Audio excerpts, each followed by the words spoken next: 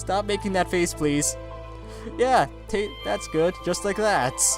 You've got to stir them up a little so that the flavoring is distributed evenly. I do not do that.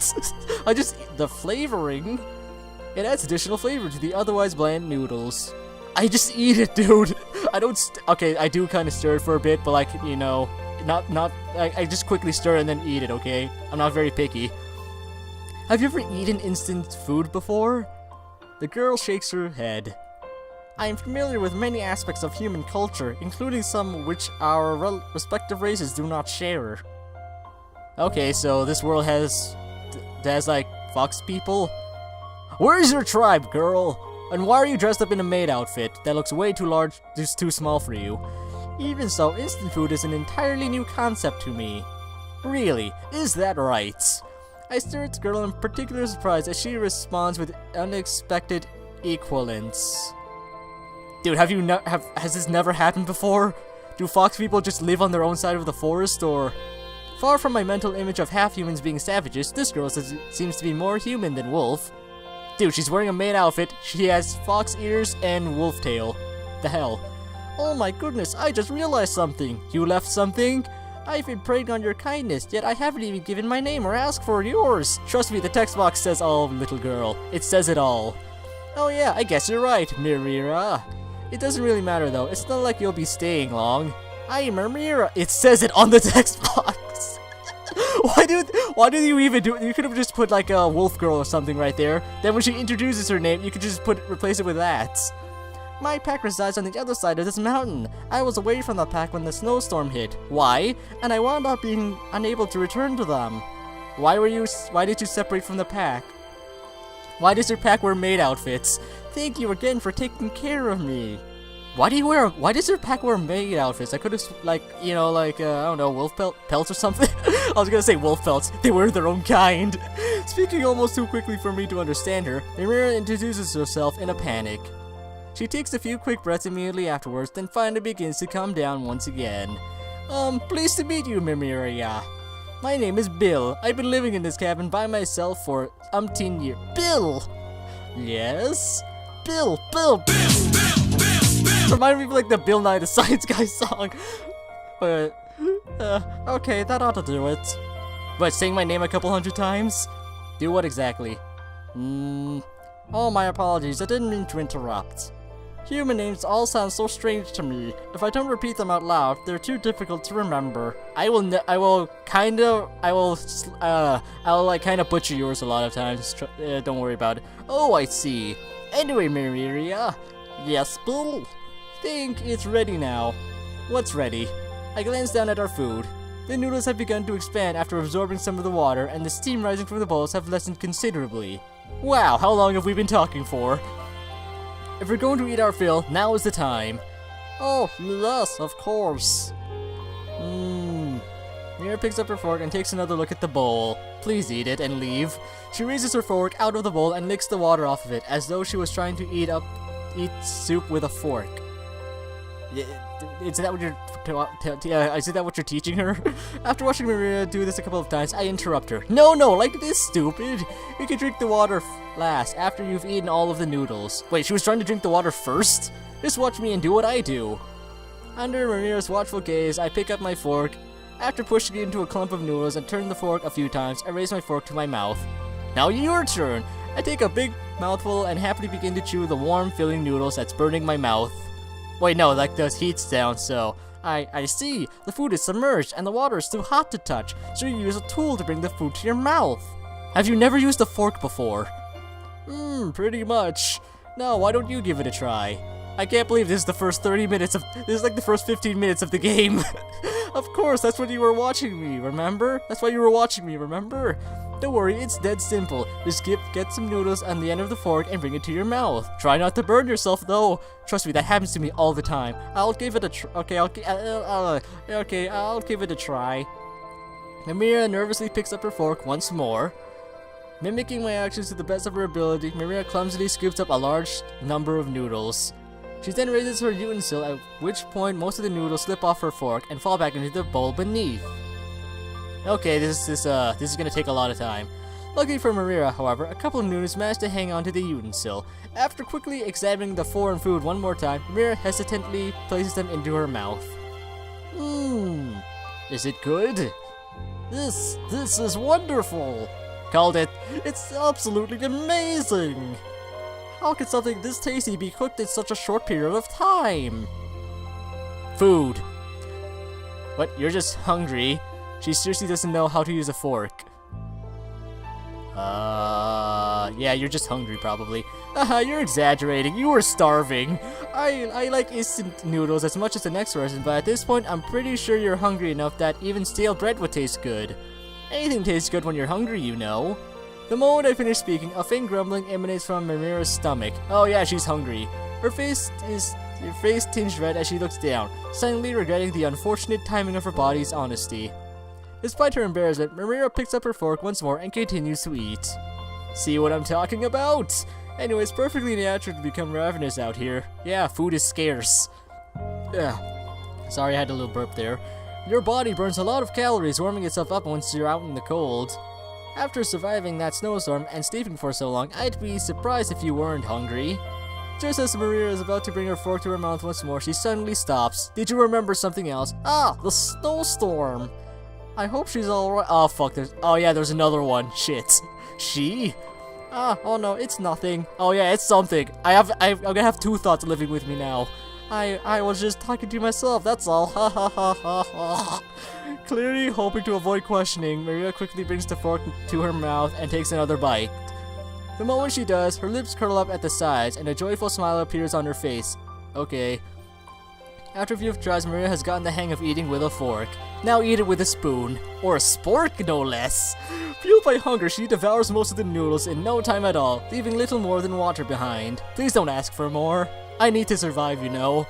If I'm not careful, she might finish her own portion first and then start on mine. Oh, you better not.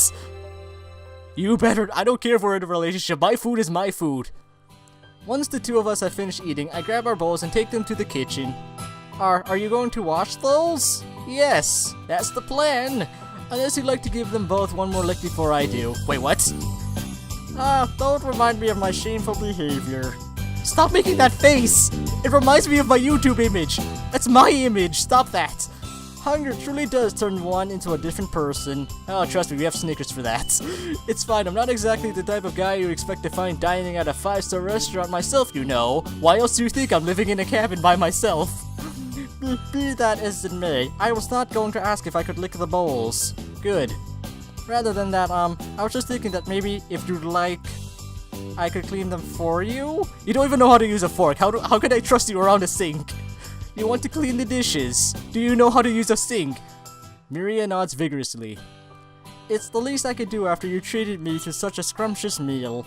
You better know how to wash dishes. Okay then.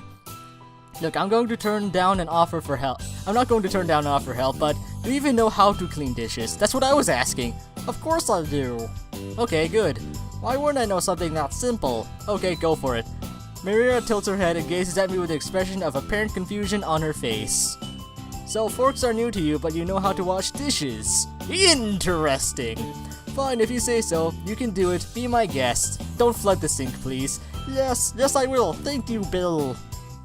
I picked the right name. I hope the other one's like exactly like her. She like says their name multiple times in order to get it. Miria happily takes my place in front of the sink, which is currently filled with dishes. Wait, what did? I thought there were only 2 bowls and like a kettle. Displaying unexpected knowledge of human appliances, she carefully turns the handle next to the tap, causing water to flood the sink. She then twists it back the other way in order to stop the flow of water, and finally takes one of the bowls in hand.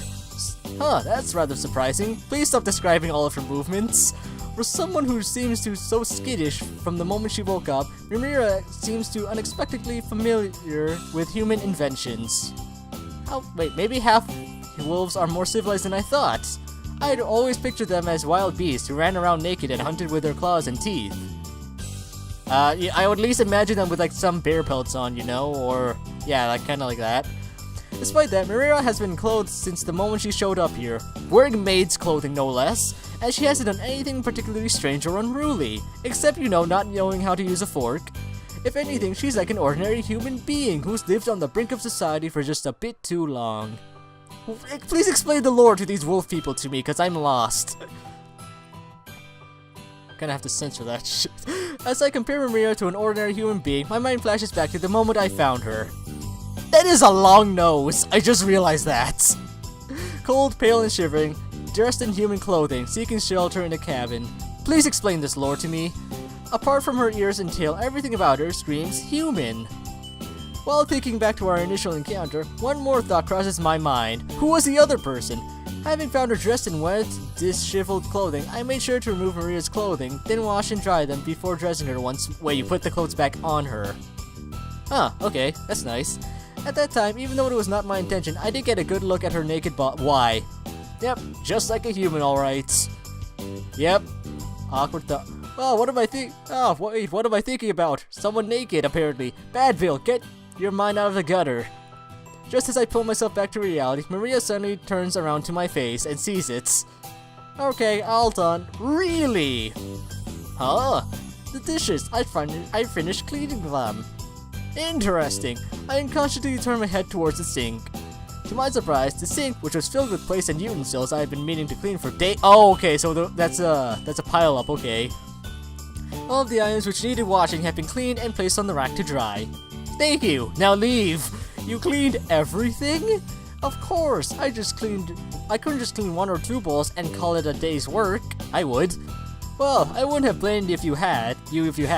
Really, you didn't need to do all this, but I thank you for it. Now leave my cabin and never return. Please. Don't be silly. I did this because I wanted to, not because I had to. You owe me one. Now leave. I fed you. You washed my dishes. Leave my cabin. Besides, if I'm going to be staying— No, you will not! You will not stay here in this cabin! Leave, thoughts! Be gone! I need to make sure I earn my keep. Fuck. Oh, okay then. You're staying here, shit. As long as you're fine with it, I guess. Shuffling off with a brilliant smile on her face, Maria quickly disappears into the next room. She better not be in my bed. The moment she does, her words dawn on me and a look of confusion creeps onto my face. Wait, staying here? Earn my keep? Shit, she's here forever. Maria was just talking about the night. She already stayed, right? Or is she actually assuming that I let her stay another? No, she's leaving. I look out the window as I contemplate kicking Maria out. Do it! Do it! No matter how nice Maria is, it's against the rules for humans to associate with half-humans in any way. And why is that? Even though the snowstorm has died down, it may not be over yet. And even though it is over, the snow underfoot is likely to have been dislodged and moved around by the storm, making it dangerous to walk on. Kick her out. Kick her out. If it's against the rules to live with half-humans, apparently, then kick her out. Obey the rules, Bill! Obey the rules! If one adds to that the blistering cold, not to mention Maria's near-death experience, it's clear that sending her out would not be a good idea. But it's a safe idea if you don't want to get charged for some reason. I can't kick her out. Not yet, shit. No, I have a thought living with me now. Great. No matter how much I prefer to be alone, I'd be eaten away by guilt if I sent that nice young girl to her death. I will not, Bill. So go kick her out, please. Besides, it's not like I can't accommodate one more person for a night or two, and I am curious about how half-humans like Maria live. No. For now, it's just like this is a sleepover, and then in a couple days, when Maria is feeling better, we'll go our separate ways, and never see each other again, hopefully. Okay, I finished dusting, tidying up the storeroom, and washing your clothes. What the hell? Please tell me what you'd like me to do next. Well, you are dressed in a maid outfit, so I guess, I got my personal maid. I stare at Maria in a blank amazement as she announces her productivity with vigor. Wait, what day? Is it the next day? Cause it kinda looks dark outside still. A short while ago, when Maria asked if there was anything else she could do to help out, I half-heartedly listed several chores which I had been putting off doing myself. Wow, you lazy shit. To my surprise, Maria seems to have completed all of the tasks I offered to her, far more quickly than I would have. Interesting. You're done already? Yep, I've managed to get the bloodstains out of your yellow shirt. What? Why are there bloodstains on your shirt? What were you doing? Seriously, I've been trying to get those out for months. What did you do with that yellow shirt? How are you so good at this, Maria? Experience, apparently. I don't think I've ever known a human being half as prompt or hardworking as you are. You are praising me too much. If you manage to get blood off my shirt, then, yeah, I'm praising you. I'm really not anything special. You have wolf ears sticking out of your head. That's pretty special. Don't sell your short, Maria. No, don't do that. You're giving her confidence. Not many people could walk straight into the home of another race and outdo them like this. Yeah, don't do that. That's only because I'm used to this kind of work. This is really nothing new from— Wait, you were a maid in your pack? I raised the eyebrow at Maria's odd response. Wait, you're used to doing maid work? Inquire further, cause I'm curious.